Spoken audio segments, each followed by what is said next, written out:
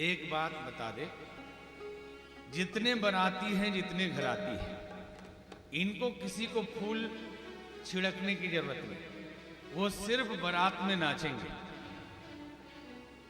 ठीक है, ये बारात का अनुशासन है। अयोध्या से बारात चलेगी तो बाराती लोग, और जो न डांस करे समझ लीजिए उनको टैक्स लग जाएगा बारातियों का।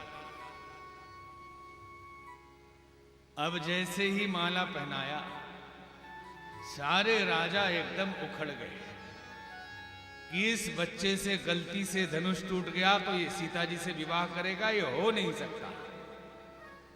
ये पहले हम लोगों के साथ युद्ध करे, युद्ध में अगर जीतेगा तो विवाह हो, और जनक जी अगर इसका पक्ष लेते हैं तो वो भी युद्ध करे हमारे साथ। अभी ये चर्चा चल ही रही थी कि उधर से परशुराम जी का आगमन हो गया। तही अवसर सुनि शिव धनुभंगा, आयो भृगुकुल कमल पतंगा। भृगुकुल शिरोमणि भगवान के अवतार परशुराम ऋषि का आगमन उस रंगमंच पे हुआ। अब देखते ही परशुराम जी को आधे राजा तो भाग गए, आधे राजा पलायन कर गए उनको देखते ही, और जो बचे कुछ तो छुप गए और कुछ पितु समेत कहीं कहीं निज नामा, लगे करण सब दंड प्रणामा। अपने अपने पिताजी का नाम लेके सब दंड प्रणाम करने लगे कि हे मुनिवर, मैं फलाने राजा का बेटा, मेरे पिताजी पर आपकी बड़ी कृपा दृष्टि थी, मेरे ऊपर भी ध्यान रखिए। परशुराम जी ने कहा ये सब तो ठीक है, लेकिन मेरे गुरुदेव शिव जी का धनुष किसने तोड़ा? तो राम जी कहते हैं, नाथ शंभु धनु भंजनिहार, नाथ शंभु धनु भंजनिहार। कोई है क्यों एक दास तुम्हारा, कोई को एक दास तुम्हारा। आयस का कहिया कीन मोही, आयस कहा कहिया कीन मोही। सुनी रिसाई बोले मुनि कोढ़ी, सुनी रिसाई बोले मुनि को। राम जी ने कहा, नाथ शंभु धनु भंजनिहारा, होई है कौ एक दास तुम्हारा। हे नाथ, शिव जी के धनुष को तोड़ने वाला आपका ही कोई दास होगा। तो परशुराम जी और क्रोधित हो गए। सेवक सो जो करे सेवकाई, अरि करनी करी करिए लड़ाई। सेवक है तो सेवा करे, दुश्मन जैसा व्यवहार किया है। सुनहु राम, जहि शिव धनु तोड़ा, सहस बाहु सम सौ रिपु मोरा। हे राम, जिसने भी शिव धनुष तोड़ा है, सहस्र बाहु की तरह वो मेरा दुश्मन है। सो बिलगाओ बिहाउ समाजा, न तमारे जयहन सब राजा। उसे अभी समाज से बाहर निकालो, नहीं तो सारे राजा मारे जाएंगे। अब ये देखकर लक्ष्मण जी से नहीं रहा गया। लक्ष्मण जी आए सामने बड़े प्रेम से और कहते हैं परशुराम जी को, बहुत धनुही तोड़ी लड़िकाई, कभौना से ऋष्य किन्न गुसाई। कि हे मुनिवर, बचपन में बहुत धनुही हमने तोड़ी, लेकिन कभी आपने ऐसा क्रोध नहीं किया। ये सुनकर परशुराम जी को बड़ा आश्चर्य और क्रोध हुआ कि ये बालक अपने बचपन की धनुही से शिव जी के धनुष की तुलना कर रहा है। दोनों ने कहा, रे नृप बालक काल वस, बोलत तो ही न समार, धनु ही सम त्रिपुरारि धनु, विदित सकल संसार। रे नृप बालक, है राजा के पुत्र, कालवश तुम संभल कर नहीं बोल रहे, अपने बचपन के धनुही से शिव जी के धनुष की तुलना करते हो। ये सुनकर लखन जी को हंसी आ गई। लखन कहा, हंसी हमरे जाना, सुनहु देव सब धनुष समाना। हे देव, हमारे लिए तो सब धनुष है, हम तो क्षत्रिय हैं, इसी से खेलना हमारा अभ्यास है। छूटत टूट रघुपति ही न दोषु, छूते ही टूट गया, इसमें राम जी का क्या दोष है। मुनि बिनु काज करिए कत रोसु, हे मुनि बिना कार्य के आप क्रोध कर रहे। परशुराम जी की क्रोधाग्नि और भड़क गई, कहने लगे, बालक बोली बधौ नहीं तो ही, बालक बोलकर मैंने तेरा वध नहीं किया, केवल मुनि जन जान ही मोही, मुझे केवल मुनि जड़ जानते हो। मेरा परिचय सुन लो, बाल ब्रह्मचारी अति क्रोही, विश्व विदित क्षत्रिय कुलद्रोही। मैं बाल ब्रह्मचारी हूं, अति क्रोधी हूं, सारी दुनिया जानती है कि क्षत्रिय कुल का द्रोही हूं। लखन जी को और हंसी आई। बिहसी लखन बोले मृदुबानी, अहो मुनीश महाभटमानी। हंसी आ गई कि आप मुनि भी और कहते मैं क्रोधी हूं। क्रोध तो आपका शांत होना चाहिए। पुनि पुनि मोहि दिखाऊं कुठारो, बार बार मुझे जो फरसा दिखा रहे हैं, मुझे मार क्यों नहीं देते। और परशुराम जी भी हैरान है कि मैं फरसा चला रहा हूं, ये काम क्यों नहीं करता, ये लग क्यों नहीं रहा है। कहते बार बार मुझे फरसा दिखा रहे, मार ही दीजिए। और इतना ख्याल रखें कि चाहत उड़ावन फूकी पहाड़ू, आप फूक कर पहाड़ उड़ाना चाह रहे हैं, तो इतना ख्याल रखिए मुनि, यहां कुहड़ बतिया कोई नाही, जो तर्जनी देखे मर जाही। यहां कोई कोहड़े की बतिया नहीं जो तर्जनी दिखाने से मर जाए, ऐसा ना ऐसा दिखाओ। कोटि कुलिस सम वचन तुम्हारा, करोड़ों करोड़ फरसे के समान तो आपकी बोली है। आप फरसा न भी धारण करे, केवल बोल ही देंगे तो लोग मर जाएंगे। वास्तव में संसार में बोली बड़ी चीज है। कहते हैं कागा काको धन हरे, कोयल काको दे, तुलसी मीठे वचन ते जग अपना कर ले। कौवा किसका धन हर लेता है और कोयल किसको दे देती है, लेकिन अपनी मीठी वाणी से कोयल सबकी प्यारी हो जाती है। इसलिए अपनी वाणी को संभाल के रखना चाहिए। एक बार एक राजा वन में गए और उन्हें बहुत प्यास लगी, कहीं जल नहीं मिल रहा था। तो एक कुआं था उस वन में, उन्होंने अपने सिपाहियों को भेजा, सिपाहियों को जल नहीं मिला। सेनापति को भेजा, जब उसे भी जल नहीं मिला, नहीं दिया, एक अंधा व्यक्ति वहां जल भर रहा था, तो राजा स्वयं पहुंचे और जाकर उन्होंने कहा, हे सूरदास जी, मुझे बहुत प्यास लगी है, जरा जल पिला दीजिए। उस अंधे व्यक्ति ने कहा, राजन, ये राज्य आपका है, मैं आपकी प्रजा हूं, ये कुआं भी आपका है, आपको जल न पिलाऊंगा तो किसे पिलाऊंगा। तो राजा ने कहा, इसके पहले मेरे सिपाही आए, मेरे सेनापति आए, और आपने उनको पहचाना कैसे और मुझे कैसे पहचान गए कि मैं राजा हूं। तो उस अंधे व्यक्ति ने कहा कि बोली से आदमी की पहचान होती है। जो पहले आए थे बहुत अकड़ रहे थे, छोटा आदमी बहुत अकड़ता है, और उनकी अकड़न बता रही थी कि ये कर्मचारी हैं, कोई सिपाही कोई सैनिक है। आपकी शालीनता बता रही है कि आप साधारण नहीं सम्राट ही हो सकते हैं, क्योंकि कोई बड़ा आदमी ही झुक सकता है, साधारण को तो झुकना बड़ा मुश्किल है। इसलिए किसी ने लिखा कि झुकते हुए हैं जिनके अंदर कुछ जान होती है, अकड़कड़ खड़ा रहना तो खास मुर्दों की पहचान होती है। जान वाले झुक पाते हैं, फिर खड़े हो जाते हैं, और मुर्दे गिर ही जाएंगे, झुक नहीं सकते।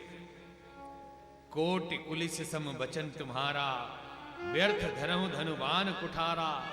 इसलिए मधुर वाणी बोलना चाहिए। एक बार एक संत एक गांव में गए, तो एक महिला जिनके घर में बेटे का विवाह था, उन्होंने आटा चावल खाना पकाने का सीधा दे दिया, लकड़ी दे दी, बाबा खाना पका लीजिए। पहले बाबा लोग अपना पका के खाते थे। बाबा खाना पकाने लगे, महिला देखने गई कि कहीं बाबा को कमी तो नहीं। बोले बाबा कोई कमी तो नहीं। बोले बेटी कोई कमी तो नहीं, अगर बुरा ना मानो तो एक बात कहूं, ख्याल रखिएगा कि जो आदमी आपसे कहे कि बुरा ना मानिए तो एक बात कहूं, उसकी बात सुनना ही नहीं। पहले ही वो बोल रहा है बुरा ना माने, मतलब बुरा लगने वाली ही बात है। उसको आप साफ बोल दीजिए कि मुझे बुरा लग जाएगा, इसलिए आप मत कहिए। नहीं तो आप क्या कहते हैं, अरे रे आप कहेंगे बुरा कैसे लगेगा, आप बोलिए, और बाद में आप दुखी हो जाते हैं। इसलिए सावधान हो जाइए। आदमी जानता है कि इस बात से बुरा लग सकता है, फिर भी कहता है बुरा ना माने तो एक बात कहूं। तो महिला से संत ने कहा कि मैया बुरा ना मानो तो एक बात कहूं। बोले नहीं महात्मा है, आप तो अच्छा ही कहेंगे, बोलिए बोलिए, मुझे बुरा क्यों लगेगा। तो आपका इकलौता बेटा है। बोले हाँ, उसी की शादी कर रहे हैं। हाँ, तो मान लो आपका बेटा मर जाए तो आप क्या करेंगे, किसकी शादी करेंगे। तो माता ने कहा ये अपना खाना पकाना उठाओ, यहां से भागो। ऐसी बोली वाले को मैं अपने दरवाजे पे नहीं रख सकता। और वो संत पका हुआ भात मार लिए जा रहे हैं। जब चूता तो लोग पूछते तो वो कहते कि ये मेरी बोली टपक रही, मेरी आदत है कुछ कड़वे बोलने की। और कितने लोग होते कहते मेरी बोली पे मत जाइए, मेरी बोली ही कड़वी है, मैं दिल का बड़ा साफ हूं। खाओगे प्याज तो इलायची की गंध आएगी कि नहीं, मेरे मुख पे मत जाइए, भले ही प्याज की गंध आ रही है, मैंने खाया था इलायची ही। भीतर मेरे बड़ी शांति है, मैं तो सरल हूं, केवल मेरी बोली गड़बड़ है। बोली को संभाल लीजिए, इसी से जगत जीता जाता है। लखन जी परशुराम जी से उन्होंने यही बात कही। अब और ये कहा, सूर समर करनी करही, कही न जना वहिया, विद्यमान रन पाई रिपु, कायर कथहि प्रताप। लखन जी ने कहा है परशुराम जी बार बार जो कहते हैं मार दूंगा मार दूंगा, मार क्यों नहीं देते। जो योद्धा होते हैं वो युद्ध भूमि में रण कौशल दिखाते हैं, वो केवल कहते नहीं। लड़ाई में वही जीतता है जो पहले मार देता है, बाद में तो लोग छुड़ा देते हैं। और वो कहता है देख लूंगा, आना मेरे मोहल्ले में, डीडुमपुरम आना। वो कोई कहता है सुभाष नगर आना, मैं देख लूंगा मेरे बहुत लोग। जिसने पहले मार दिया, नहीं बोल दिया आलमगिरीगंज आना, जो मार दिया पहले उसकी जीत होती है। एक बार ट्रेन में कुछ लोग जा रहे थे, यूपी से जब ट्रेन गुजरती है तो दूसरे प्रदेश वाले घबराने लगते हैं। रिजर्वेशन की बोगी में लोकल चलने वाले लोग जैसे उनका अपना जन्म सिद्ध अधिकार है, ऐसे आके मुंह बना के बैठेंगे कि जैसे तुम लोग बेकार बैठे हो, क्यों बैठे, उठो, और आके अपना ताश खेलना शुरू कर देते हैं। तो जो बेचारे पहले से बैठे होते हैं वो भी डरते रहते हैं कि अब आ गए ये लोग, अब क्या करें। तो कहते आगे जाओ आगे जाओ, 15 आदमी है, कहाँ है, बाथरूम गए। भले ही 2 आदमी हो। ये लोग भी हंस रहे, लग रहा है ये भी जेल के आए। 15 आदमी है बाथरूम गए। तो एक आदमी ऐसे ही आया, तो एक सज्जन ने कहा आगे बढ़िए आगे, बहुत आदमी है हमारे अभी आने वाले हैं। तो उसने धक्का मारा, आने वाले आएंगे तो देखेंगे। तो उसने कहा तुमने हमको धक्का मार दिया, तुम्हारी ये हिम्मत कि तुमने हमको धक्का मारा। आने दो स्टेशन में, देख लूंगा तुमको, तुम हमको जानते नहीं हम कौन हैं। आ जाने दो स्टेशन, हमारे इतने आदमी हैं, तुमने हमको धक्का मारा। तो उसने एक झापड़ मारा। धक्का मारा तो क्या कह लो, तुम झापड़ भी लो। तुमने हमको झापड़ मारा, हिम्मत है तो मेरी पत्नी को मार के दिखाओ, अगर हिम्मत है तो छू के दिखाओ मेरी पत्नी को, देख लूंगा। पत्नी को भी एक झापड़ मारा। बोले तुमने हमारी पत्नी को मार दिया, अब तो बर्दाश्त से बाहर हो गया, अब तो पानी सिर से ऊपर हो गया, अब तो मैं देख ही लूंगा तुमको। आने दो स्टेशन, मैं फोन कर दिया, आने दो स्टेशन, अगर हिम्मत है तो बेटी को छू के दिखाओ। अब बेटी को भी एक झापड़ मारा। बोले मेरी बेटी को भी तूने मार दिया। स्टेशन आया, वो आदमी उतर गया। तो बच्चे पूछते हैं पापा आप तो मार खा गए थे, हम लोगों को क्यों पिटवाया? बोले घर में जाके कोई नहीं बोलेगा, सब मार खा चुके इसलिए कोई नहीं बोलेगा। ये जो लखन जी परशुराम जी से कह रहे हैं कि योद्धा रणभूमि में कौशल दिखाते हैं, केवल कहते नहीं। पुरानी सरकारों की, लखन जी अभी बोल नहीं रहे, हम समझा रहे हैं, पुरानी सरकारों में यही होता रहा। अभी भी नई सरकार है, अभी तो बहुत ज्यादा कुछ बोल नहीं सकते कि ये सरकार क्या करेगी, संभावना अच्छी है, लेकिन देखिए आगे आगे होता क्या।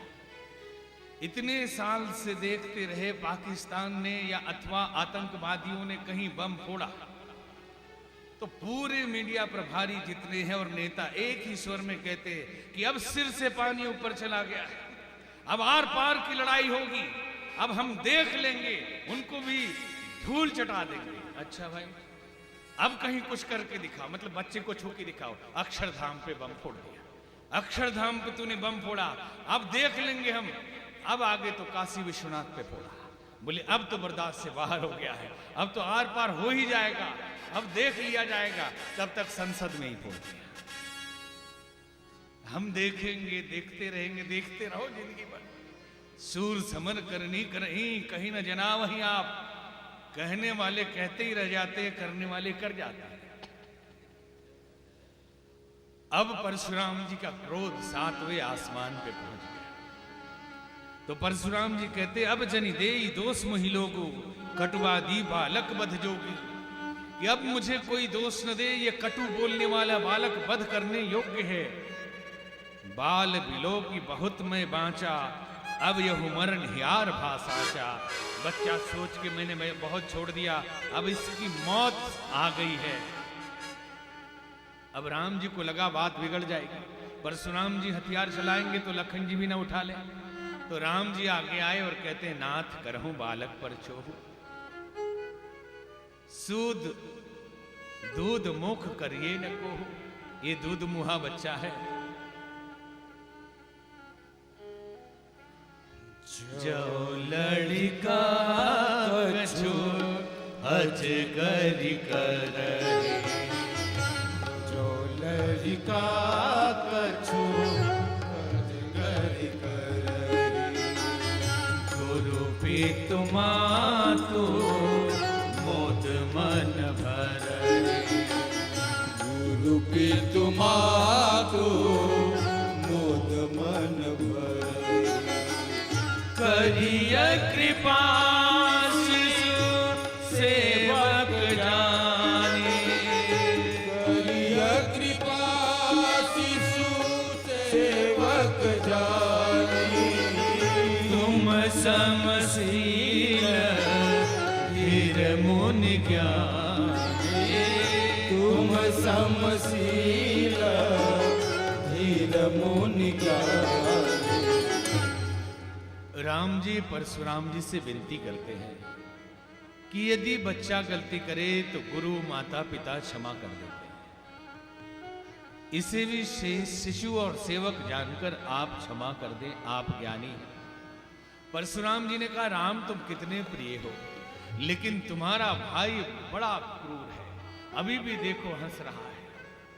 हंसत देख नक सिख रिस व्यापी, राम तोर भ्राता बड़ पापी। राम तुम्हारा भाई बड़ा प्यापी है। गौर शरीर श्याम मन माही, शरीर इसका गोरा है लेकिन ये मन से बहुत काला है। तो लखन पाप का मूल है।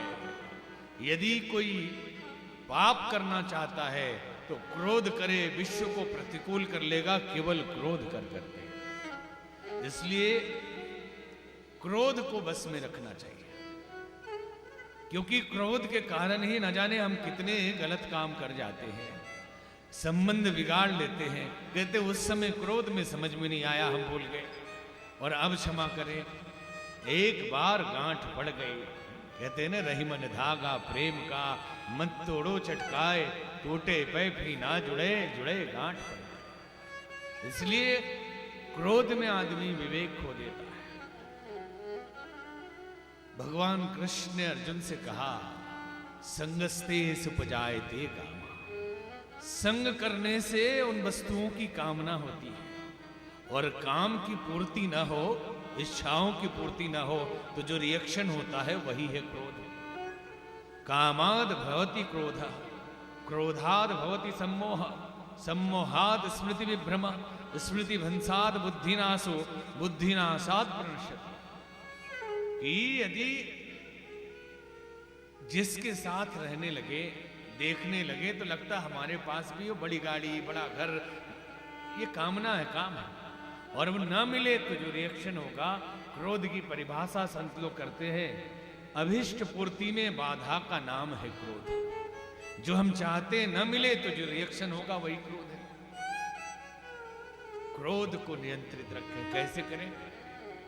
एक संत के पास एक सेठ जी गए, बोले बाबा बहुत क्रोध आता है, क्रोध में मैं मार देता हूं, सामान तोड़ देता हूं, बड़ा नुकसान हो जाता है, तो क्या करूं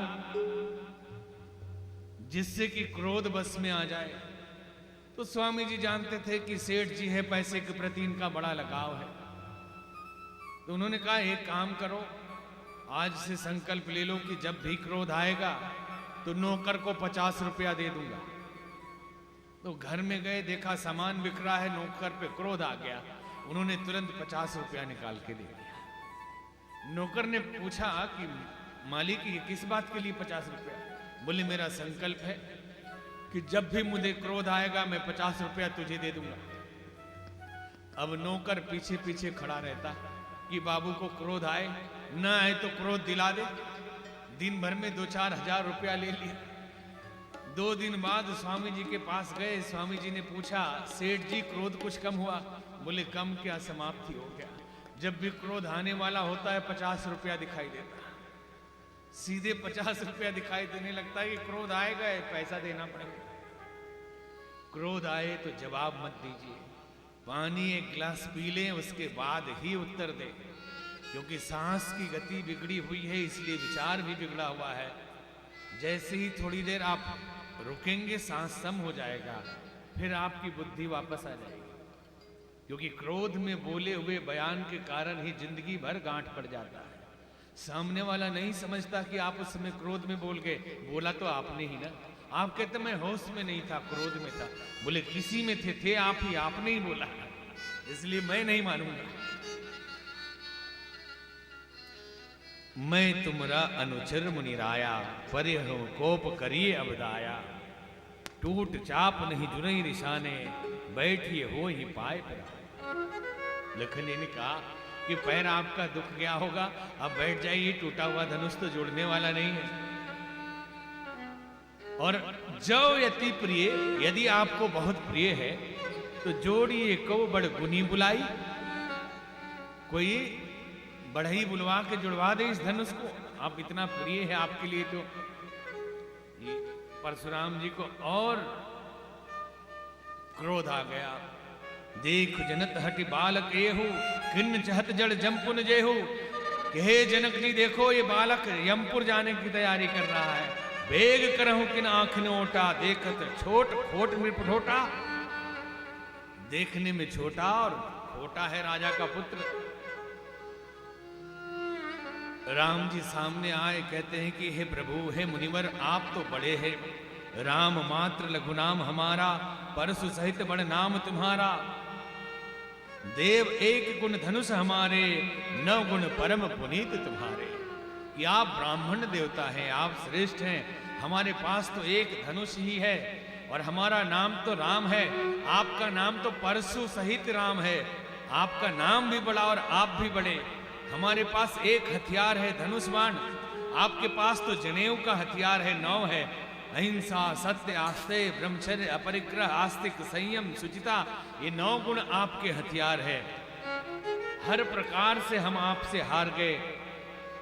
राम कहा मुनि कहूं विचारी, रिस अति बड़ी लघु चूक हमारी, छुवत ही टूट पिनाक पुराना। कि हमारी भूल बड़ी छोटी है, छूते ही धनुष टूट गया, इसलिए मैं क्यों अभिमान करूंगा। जब राम जी ने कहा कि छूते ही धनुष टूट गया, परशुराम जी को आश्चर्य हुआ कि मैं जिसका अवतार हूं, उन्होंने ये कहा था कि जब मेरा दूसरा अवतार होगा तो मेरा धनुष देकर परीक्षण करा लेना। तो परशुराम जी ने राम जी को धनुष दिया।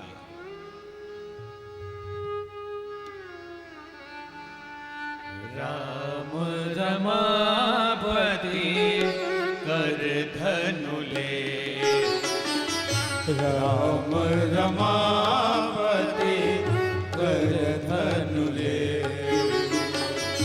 खेचे उमीटे मोर संदेह, खेचे उमीटे मोर संदेह, देते चापो आप ही चल गया, देते चाप आप चल गया, परशुराम मन विस्मय भय, परशुराम मन विस्मय भय। हे राम, हे रमापति, कर धनु ले हो। जैसे ही हाथ में लिया उन्होंने, वो हाथ में लेते ही अपने आप चाप चढ़ गया। कहते हैं कि ये निर्जीव भी पहचान गया राम जी को, परशुराम जी को थोड़ा समय लगा पहचानने में। जाना राम पुलक प्रफुल्लित गात, जोरी पानी बोले बचन, हृदय न प्रेम अमार। राम जी के प्रभाव को परशुराम जी ने जाना। पुलकित होकर, आनंदित होकर हाथ जोड़कर कहा, हृदय में प्रेम नहीं समा रहा। और कहते हैं, जय रघुवंश बनज बन भारो, जय रघुवंश बनज मन भारो, कहन तनुज कुल दहन कृशान, गहन तनुज कुल दहन कृशान, जय